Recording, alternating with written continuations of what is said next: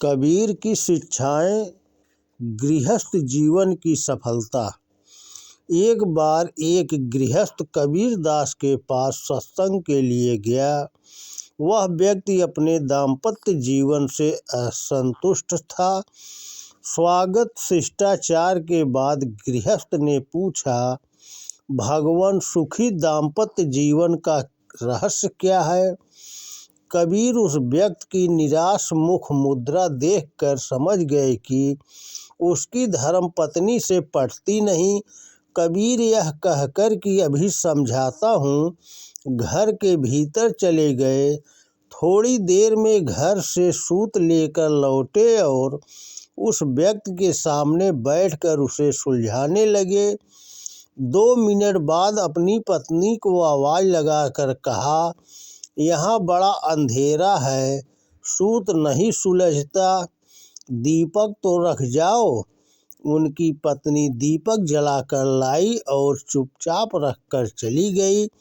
उस व्यक्ति को आश्चर्य हुआ कि क्या कबीर जी अंधे हो गए हैं, जो सूरज के प्रकाश में भी उन्हें अंधेरा लगता है।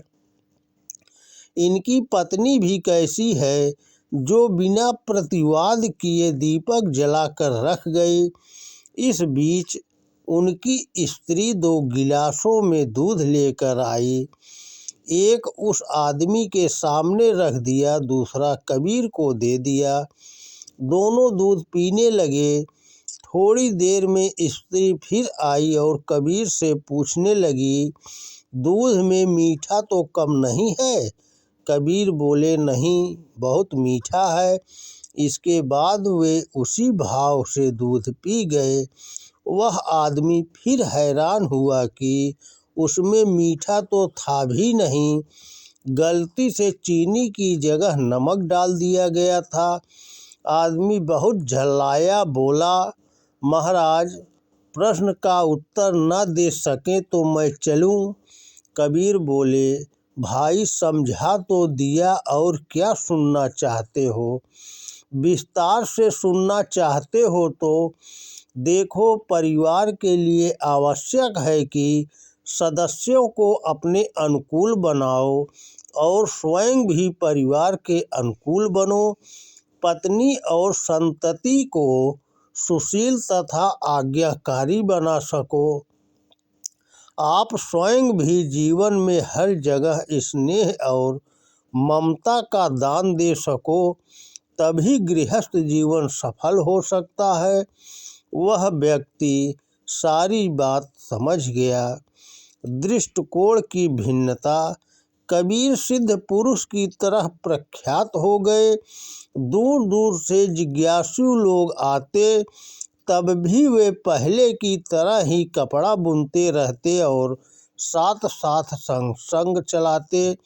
शिष्यों में से एक ने पूछा, आप जब साधारण थे तब कपड़ा बुनना ठीक था, पर अब जबकि आप सिद्ध पुरुष हो गए और निर्वाह में कमी नहीं रहती, तो आप कपड़ा क्यों बुनते हैं?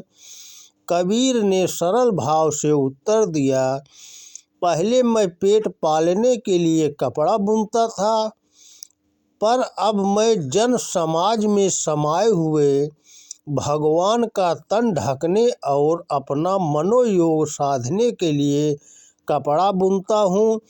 कार्य वही रहने पर भी दृष्टिकोण की भिन्नता से उत्पन्न होने वाले अंतर को समझने से शिष्य का समाधान हो गया। तो दोस्तों, नमस्कार। वीडियो पसंद आए ज़्यादा से ज़्यादा शेयर करें। जय हिंद, जय भारत।